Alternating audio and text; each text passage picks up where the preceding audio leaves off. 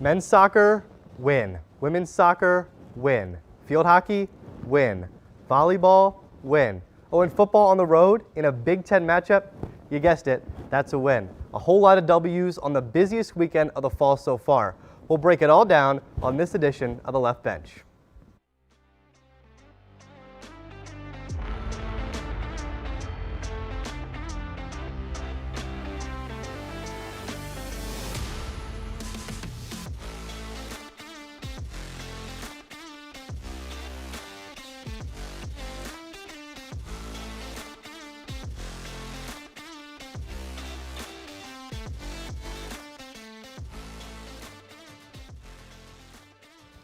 Welcome to The Left Bench, brought to you by Terrapin Sports Central. We want to thank all of you guys for sticking around, and we are sorry for our technical difficulties, but we are back up. Anyways, I'm Drew Owens, and next to me is my partner, Eddie Culkins. And Eddie, we have a packed show today, but we've got to start the show off with the biggest surprise this weekend, football and its upset win against Wisconsin.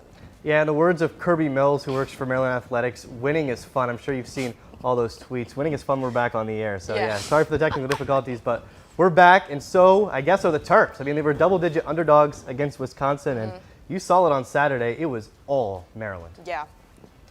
Maryland football now enters its bye week with a 4-0 record after a convincing win over the weekend at Wisconsin. From the get-go, Maryland is in control. Malik Washington scores the first points of the game with a 1-yard touchdown run. The Terps continue to dominate for the rest of the first half, capped off by this Washington to Shalik Knott's touchdown. And at the break, it's 20-0 Terps. And now another Washington to Knott's TD. This one from 62 yards out. The Terps defense, stellar again, finishing the afternoon with 6 sacks, and 10 total TFLs. The Terps take down the Badgers 27-10, and head coach Mike Locksley is excited for the fast start to the season, but says a lot of work still needs to be done. I really love the heart of this team. I like the way we're growing. We're growing together. We still have a ton of room to grow. We'll be able to teach and learn from a lot of this tape, and it's some really good film for us in the bye week to get some things cleaned up that showed up today. We'll use the bye week to get it cleaned up, like I said, get some guys healthy, and then be back in the confinements of the shell for Washington in a couple of weeks. Well, as we just said, it was 20-0 at halftime. That is the largest shutout at halftime for the Terps since they joined the Big Ten. And I'll be the first to tell you, this defense is for real. What's even more impressive is this defense is led by some key freshmen who are playing in their first ever Big Ten snaps.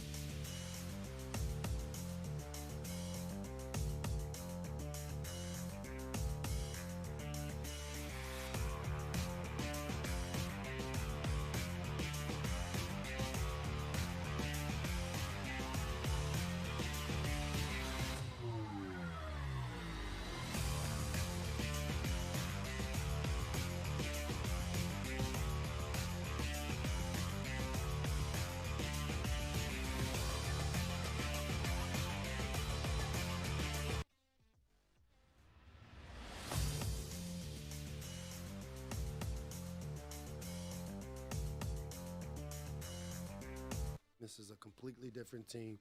64 new players. The first time 64 guys went on the road together. Maryland football's freshmen didn't just make the travel list to Wisconsin. They were the stars of the show. With all eyes on yet another historic start for true freshman quarterback Malik Washington, it was also freshmen on the defense and special teams that were, once again, very dominant for 4 quarters. Hate that we gave up the cheap touchdown there at the end. And again, special teams really set the stage for us early with the 2 big block kicks, the block field goal and then the block punt. That's freshman Messiah Delholm blocking his second punt in as many weeks. He starts on every single special team, and then he goes out there and gets starter-like reps on defense. So, his composure, his stamina. Through 4 weeks, Maryland's defense leads the nation in interceptions and sacks. Freshman Sidney Stewart leads the way with 4 sacks, tied for first in the Big Ten, while freshman Zahir Mathis has 2.5 sacks of his own. But it's not just the freshmen. Senior linebacker Daniel Wingate leads the Big Ten in total tackles with 39. And that's something freshman quarterback Malik Washington appreciates. They've been amazing. Sometimes they're kind of like a safety blanket just because I know that at the end of the day they're going to make the play when the ball is in the air. And then also with them being older guys and seniors, having been through it, been on the road a bunch of times. After their first win ever versus the Badgers, the Terps head to a bye week, hungry for more. Be interested to see how we manage having a little bit of success on the road this bye week, get some things cleaned up, get back home, and start prepping for Washington. For Terrapin Sports Central, I'm Eddie Calkins.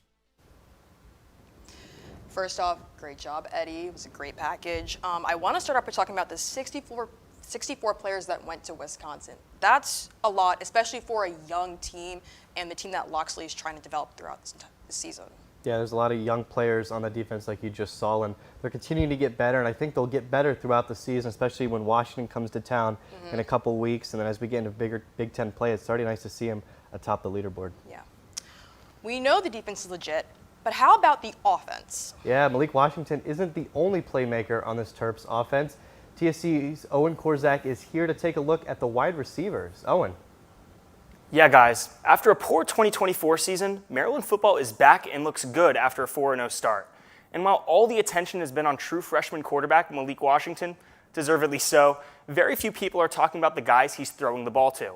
Let's take a deep dive into Maryland's new-look receiving room and what we might be able to expect from them for the rest of Big Ten play. First, let's talk about how Maryland's receiving corps compares to 2024. In 2024, Maryland was heavily dependent on their top 2 pass catchers, Ty Felton and Caden Prather, who have both been selected into the NFL draft. The two accounted for about 53% of the team's total receiving production. This year, Malik Washington is distributing the ball all over the place. Shalik Knotts, Octavian Smith Jr., Dorian Fleming, and Jalil Farouk have all been heavily involved in the passing game. Each is averaging at least 4 receptions per game. In addition to those two, Caleb Webb and running back DeJuan Williams have also been part of the passing game, averaging over a catch per game. However, one point of concern with the receiving corps is the drops. And here's what head coach Mike Loxley had to say after Saturday's win against Wisconsin. Today wasn't our best day as a receiver and unit because we had those untimely drops on 3rd down, which are like turnovers for us. We're fortunate to get out of here and be able to learn from them, but typically those have been concentration penalty or concentration drops, but we cleaned it up a week ago. We got to get back to the drawing board and have those guys make the consistent plays that they need to make to help our young quarterback in his confidence early. Now let's take a deeper look at the statistics. A year ago, through 4 games, Maryland averaged around 309 passing yards per game. Maryland has taken a little bit of a step back, now averaging around 265 yards. However, Maryland has found themselves leading big in each of their games this year, which has actually led to less pass production. Taking a look at the receiving corps, Shalik Knotts is leading the charge in 2025. Knotts has already set career highs in catches, yards, and touchdowns through just 4 games this season. It's a similar story for Octavian Smith. Smith is coming off of back-to-back 100-yard games and is on pace to shatter his career highs in both catches and yards. He's still looking for that first touchdown, though. Maryland's top 2 transfers are also making good impressions. Tight end Dorian Fleming has offered Malik Washington a safe option underneath, while Jalil Farouk leads the Terps in catches. Now, we'll take a look at what we might be able to expect from Maryland's passing game for the rest of Big Ten play. As Maryland's schedule gets a little bit tougher with a few ranked opponents in Indiana, Illinois, and Michigan, that's 3 ranked opponents in 4 weeks for the Terps. I do expect the passing game to look a lot better on the stat sheet, though, especially if Washington continues to show signs of improvement. Bottom line, Maryland's receiving corps went from being top-heavy in 2024 with Felton and Prather to one of the deepest in the Big Ten in 2025. And if these wideouts keep producing, they'll make life a lot easier for their freshman quarterback and a lot harder for Big Ten defenses. Back to Drew and Eddie in the studio.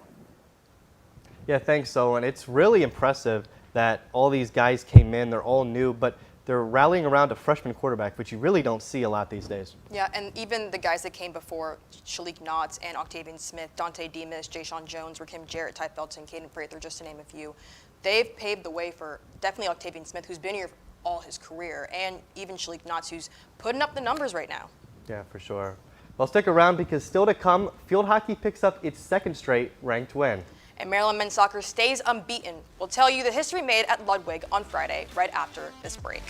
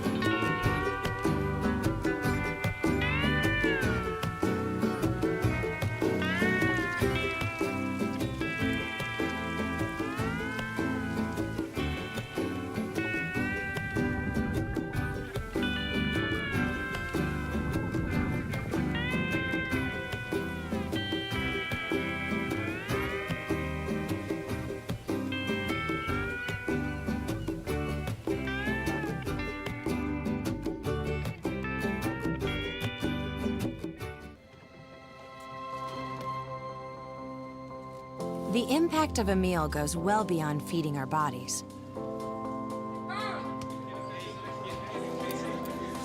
Because when people are fed, futures are nourished. Everyone deserves to live a full life. And with your help, together we can end hunger. Join the movement at feedingamerica.org/actnow. Welcome back to The Left Bench, brought to you by Terrapin Sports Central. I'm Drew Owens, that's Eddie Calkins. And Eddie, I know we talk a lot about football on this show, but there's been another team in College Park that's been making a lot of noise and has stayed hot so far in their season, and that's Maryland men's soccer. Yeah, from football to football. Men's soccer is also undefeated, and they had a statement win on Friday at home. Well, Sasso Shirowski's group came into Friday night's clash with Pittsburgh on a 5-game unbeaten streak. Thanks to 2 second-half goals, the Terps pushed that streak to 6 in a 2-1 win over the Panthers. Maryland gets 5 total corner kicks in the first half with a strong attack. Those corner kicks add up to 10 first-half shots on goal, but we still remain tied, or scoreless at the break, I should say. We all know Coach Shirowski is known for halftime adjustments, and Friday night was yet another example. In the 48th minute, Stefan Ajike finds the back of the net to break the scoreless tie. The Terps continuing their strong attack with 9 more shots in the second half, including one from Saddam Mazareka, putting the Terps up 2-0. Pitt eventually breaks through, taking the shutout from Lauren McAway with a goal in the 88th minute, but the Terps are able to hang on and take the match 2-1. I certainly hope they take notice that they got something special brewing here this fall with our soccer team. We need to get people out here. The students, the community, the faculty, the staff, everybody. Their pets. We need to get people out here because this team deserves to have people out here. And then okay? Well, a lot to unpack here, but good news. We have TSC's Zoe Hammond here to break it down. Zoe is on the TSC men's soccer beat. Thanks for coming on the show, Zoe. Thanks for having me. Now, Zoe, take us back to Friday night. Obviously, 2 different halves for the Terps. What shifted from the first half to the second half? So honestly, during that first half, offense was doing the best they could. Defense was as well. Lauren Mack recorded 3 saves during that first half, which now marks 19 saves for the season so far. And the Terps got 10 shots, 3 were on goal, but just they had nothing to show for it during that first half. And Coach Sasho said, he was like, I told them that they looked efficient, they looked sharp, just we need to work harder, we need to show something for it. And that's exactly what they did. They came back even stronger. Yeah, for sure. And you're talking about head coach Sasha Skrovsky. He says this team is the deepest since 2018. That's when the Terps won the national championship. So, in your opinion, how deep is this team? I think they're extremely deep. They haven't had a season start this well since 2016 when they were undefeated the entire regular season. So, I think that says enough for itself. A start like this just means that they're in it to win it. And they know what they're doing and they're confident in themselves. Now on Friday, head coach Sasha Shirowski had a quote, and he said, Basically, he wished more people would show up to these soccer games. They had around 2,500, and he was like, I wish they would have 6,500 because there is something with this team that is so special, and they have something special brewing up in the fall. Your thoughts on this quote? I mean, I think that he has a great point. They're obviously showing that they are trying to prove something this season. They know what they're doing. They want to win. And they need the support from the community. And I think that they're going to be successful because their coach, extremely confident. The team, extremely confident. So they need the confidence from the community to help them get to win more, get to another championship title. Yeah, for sure. You just mentioned that, but we ask this every year, and I know it's really early in the season, but how far can this team really go? Because we're talking about the championship mindset, but it's a tough task to get all the way to the College Cup and be in that Final Four list of teams. I mean, I think with just such a great start to the season, that just gives them the confidence that they needed. It's not like it was a bad start to the season where they need that confidence boost. They have this confidence, they're on a high, and hopefully they can stay on it. And we have great players, Mazureka, Rocket Rita, Stefan Nunjike. I mean, they are really showing what Maryland's men's soccer is made of this season. And they've just been proving it every single game. Yeah, and real quick, that Wake Forest game at the beginning of the season, how important is that game? I know I'm putting you on the spot here, but obviously that was a no contest. But that might be an important game because Wake Forest is number one in the country. It is, but I think it's really important to show that although that game was ruled non-contestant, we still had the lead 1-0 thanks to a goal by Saddam Mazureka in, I think it was the first half or so. And so, I mean, that just shows Wake Forest may be number one, but who will ever know who won that game? Maybe we'd be number one by now. Maybe we would finally be ranked. Well, Zoe, that is all the questions we have for you. Thanks so much for coming in today. Of course, thank you for having me. Yeah, you can keep up with all of Zoe's coverage on TerrapinSportsCentral.com or at X at Zoe Jane Hammond. Number 10 Maryland Field Hockey hosted number 16 Penn State Friday night. And after many penalty corner attempts, the Holloman sisters broke through, giving the Terps a 3-1 win. The first to find the back of the cage is this Josie Holloman goal with 6 seconds left in the first. Flash forward to the end of the third quarter, her younger sister Jordan does the same, giving the Terps a solid 2-0 lead.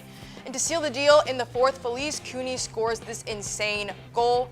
Penn State scores its only goal in the fourth, but it's not enough. The Terps defeat their Big Ten opponent in a 3-1 win. And here's Missy Maharg post-game. First weekend we stepped out there, we're still so new together. I mean, this is a very good field hockey team with some tremendous athletes. And they wear Penn State on their chest. So, this is a really dominant performance. Well, Maryland volleyball returned to the pavilion for its last non-conference game.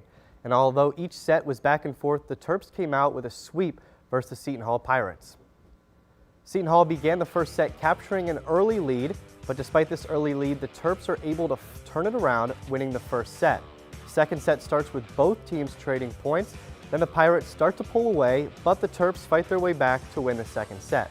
The third starts the same as the second, with both teams going back and forth, but this time, however, Maryland begins to pull away, but not just yet. The Pirates recapture the lead. It is, unfortunately, though, not enough for the Pirates. Back-to-back kills from Ajak Malumalu, securing the 3-0 win over Seton Hall. Here's head coach Adam Hughes with the team's resilience in tough situations. But this group continues to find ways to win. I think that's the one thing we know we're going to be in battles all throughout the Big Ten. And what I like about them is it's a resilient group. You watch and I don't think anyone panics. I think we were down late in games 2 and 3 and came back and found ways to win. After securing a thrilling Big Ten win on Thursday, the Terps kept the momentum rolling, welcoming Purdue to Ludwig on Sunday. Maryland got the scoring started in the 30th minute as a foul draw by Lisa McIntyre sets up an Ava Morales to bury the free kick. In the 40th minute, the Boilermakers find the equalizer as Irene Campo puts one past Faith Lucky.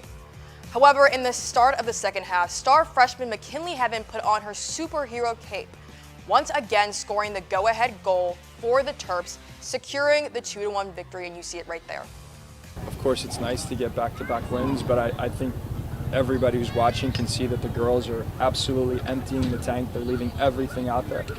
And that's been the message, is we can do better technically and tactically for sure, but the group is playing in a connected way. They're working really, really hard for each other. They're preparing really seriously. And Whew, Drew, take a breather. That was a lot of home games, a lot of readers there. But again, as we said, all wins for the Terps. An interesting note, Maryland is 19-1-1 at home this season, which is pretty impressive. That's a great record. Obviously, still more home games, more games in general just to go.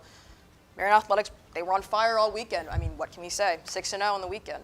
Yeah, for sure. Well, stick around because coming up, we're going to test our spelling skills in an all-new game, Drew, and I have a feeling you're going to stick around and see this. Yes. Plus, we'll hand out our weekly awards and name our top 5 plays of the week. Stick around.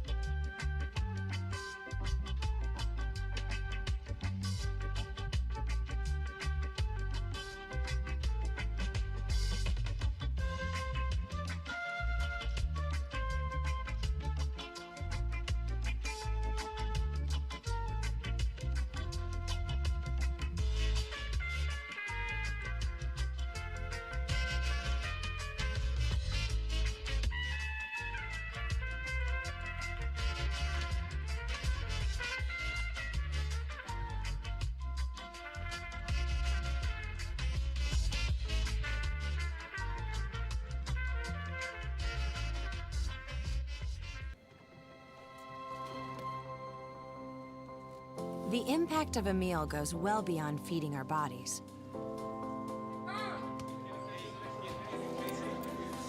Because when people are fed, futures are nourished. Everyone deserves to live a full life. And with your help, together we can end hunger. Join the movement at feedingamerica.org/actnow. Welcome back into the left bench. Drew Owens, Eddie Calkins to my right, and we are about to play a new game called Spelling Bee. All right, Drew, so just like we all played in middle school, we're going to try and guess the correct spelling of Maryland athletes and coaches. So we each pick 2 names, and we're going to take turns writing down what we think is the correct spelling. I got this paper here. We each have a marker. So let me get you started. Let's put up the graphic of the first individual here, if we can get that graphic up. All right, so here's the first one here. Is this yours? Okay. All right, so this is going to be Felice Cooney. Okay. She got a top 10 goal this weekend. She was number 5 on SportsCenter's top 10. A goal and a 3-1 win. Again, that's Felice Cooney. We talked about her earlier in the show. She may be coming back later. I should have. You might want to write bigger than that. I was gonna say, I think I'm gonna write a lot bigger than that so that the audience Again, can see. Top 10 play. Felice Cooney from field hockey. We did just talk about her. We did. All right, hold it up when you got it. Let's take a look This here. is my answer, everybody. Felice Cooney. All right, let's see here.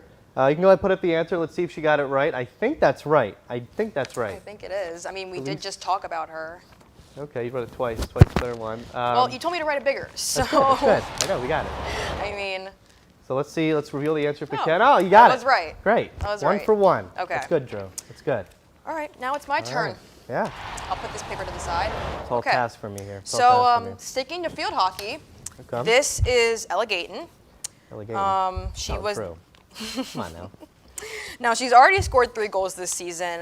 The most recent one against St. Joseph's. She was some awards that she got. 2024 Big Ten All-Freshman Team, 2024 Big Ten All-Second Team, and she started in all 20 games last season. Are you? Do you have your? I'm pretty confident. I'm worried about an eye. Okay. I think I have one eye, but I'm not sure if there's 2. But you know what? I'm going to lock it in. Ella Gayton. I think it's as good as it's going to get. Okay. Here it is, Ella Gayton. I don't know if there's an I between the T and the A, but this is what I'm going to go with. Well, let's see. Let's take a look here at our monitor here. I got it right. Good job. There's no I. There's no I. Wonderful. All right. Well, we each 1 for 1. 1 for 1 so far. It's better than I expected because Yeah. I'm not a good speller. But here we are. Here we are. All right. So number 2. Let's put it up here. All right. So this is coming out of football. He had a long kick return. It's Messiah Delhomme. Second straight week with a punt return, which is pretty crazy for a freshman. We talked about the freshman defense. Again, Messiah Delhomme. Be careful with the M's, with the L's, the S's. Just going to warn you, Drew. Messiah Delhomme. Punt block this week against Wisconsin. Also last week, freshman from Maryland football. I think he did make a big play last week against Towson. Yeah, the block punt. Yes. Yeah. All right. I got am it? not really confident with Okay. this answer. What's stressing you out? What's stressing you out? His first name, not the last name. Wow. Okay. I wrote a yep, lot of I see letters it. down. I see it. Oh, okay. I think I spelled the first name wrong. One way to maybe spell not it, Drew. All right. Maybe not the last name. I guess Let's we see can the reveal answer. it. I'm not sure that's right. Not at all. Yeah, there's definitely an I in there. Oh. No E. No E in Messiah. Oh. So it's just I was very- M-E-S-S-I-A-H. Sorry, Messiah. It's okay. You got the last name right. I really thought you were going I to say got the last name right. I really did. Remember seeing his name after the Towson block. Okay. Yeah. He's been all over the place, so it's kind of Big special kind of teams out guy. there. All right, last and final one. Let's see if I can get this one here.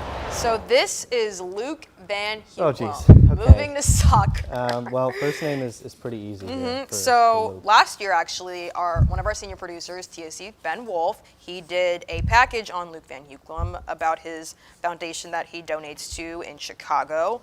So far, he's had 3 goals this season, 2 against St. Francis, 1 against Pacific. And he is tied with Stefan Njike and Sidon Mazareka with the most goals on the team with 3. Luke Van Hueklum. Oh, man. Okay, so I think I Where got are the we Luke in the stuck? van. I got the Luke in the van. Hueklum is tripping me up. This is not even right. This is not going to be good. Luke You Van never Hueklum. know. I mean, Well, funny enough, this morning when we were tuning these, Yeah. we both picked Sidon Sidon Mazareka. So I could confidently spell that one. But Luke Van Hueklum, this is not right. Van Hoek, oh man, Lem. All right, I guess there's an L in there. It's not an I. All right, this is what I have. Luke Van Let's Hueklum. see. Hope you can read this here. That's an L. Yeah. it sounds like Hucklum. Okay, well, is this good enough? Is this passing, Drew? Let's see. Let's take a look. No, I was not right. I knew there was a K, not a K, a extra U in there. Okay, no C. No C, it's just a K. No C. All right, well, we did pretty good, I think. First 2 were easy. Yeah, first 2 were Second easy. 2, a little more difficult, but I that's mean, what the all game's these supposed to players go. are balling out for Maryland athletics. They are. Yeah, absolutely. Well, this was fun, Drew. But you know who else who had fun this weekend? It's going to be our Terp of the Week. So this week's Terp of the Week notched a career high in receiving yards and hauled in 2 touchdowns. Yep, you guessed it. It's Shalik Knotts. Knotts caught 3 passes for 80 yards, including the 62-yard touchdown pass from Malik Washington. That's the longest reception of his career. The senior wideout has a touchdown in every game this season and has already doubled his yardage total from last season. Congrats to Shalik Knotts on being named our Terp of the Week. And Drew, before we get to your pro Terp here, we have some breaking news. Former Terp defensive back Darnell Savage is signing a 1-year deal with the Washington Commanders. The deal is reported by NFL Network. That's right. Savage played for the Terps from 2015 to 2018, and he was named Big Ten All-Second Team in 2018. Savage returns to the DMV to help a Commanders secondary decimated by injuries. And if anybody watched the Commanders-Raiders game yesterday, you saw Marshawn Lattimore left the field with an injury. Rookie Trey Amos left the field with an injury. So it's good to have a veteran back there in the secondary where injuries are starting to pile up. Yeah, back to the DMV. He's a Terp. He's Yep. a Terp. Now, this week's Pro Terp is not new to making history, as she just added another accomplishment to her resume, becoming the first WNBA player to put up a 20-point triple-double in postseason history. It's no other than Alyssa Thomas. Thomas earned her 5th triple-double in her postseason career and tallied up her 9th triple-double of the season. Not only that, Thomas's Mercury defeated the reigning WNBA champions, the New York Liberty, in a 79-73 victory to move on to the semifinals against the top-seeded Minnesota Lynx. This was the first time since 2021 that the Mercury have won a playoff series. Congrats to Alyssa on being named our Pro Terp. Now, Eddie, it's that time in the show. It's top 5 time. Why don't you do the honors and get us started? I will gladly do it. Let's start with number 5 here. We're going to football. Drew, you just tried to spell his name. It was pretty successful, but here's Messiah Delhomme with a block punt. Again, that's his 2nd in as many weeks for the freshman. Just a really all-around player. And you heard Jalen Husky earlier in my package talk about how he's getting reps now on the defense as well. And number 4, we have Stefan Njike and his goal this week. He's been on fire for Sasha Swarovski's squad so far this season. Him, Van Hueklum, and Mazareka at the top of that list with 3 goals each so far in the season. And 2-3, we go to volleyball with Ajak Malumalu, a kill to secure the sweep against Seton Hall. She had back-to-back kills to complete the sweep at the end of the game. Those fans were pretty ruckus there.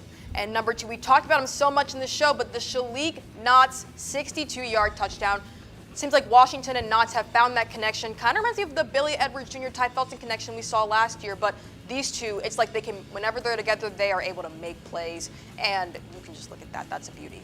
Yeah, Billy Edwards only played a couple snaps in that game, but he definitely played against his former team there. We're going to number 1. Drew, this is another name you tried to spell. Felice Cooney here with the Sports Center top 10 goal, but she gets the number 1 play in our top 5 this week. A just all-around great play. Look at the dive, an absolutely amazing play. That was a beauty.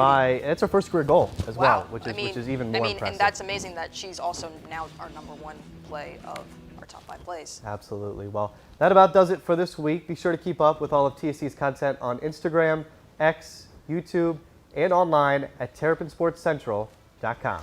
Thanks for joining us. Daniel Stein and Brendan Weissel will be behind the desk next week. Same bat time, same bat channel. We'll see you next week.